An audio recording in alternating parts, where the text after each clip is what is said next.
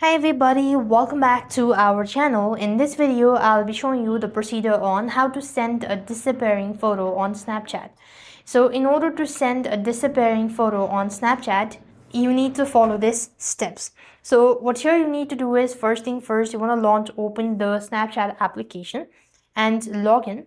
Once you're logged in, now then what you could do is just simply go ahead and take a picture, or maybe you could upload it from the gallery as well. And at the right hand side there is the timer icon. You could just go ahead and click on the button. Now what you need to do is you could start selecting the viewing time.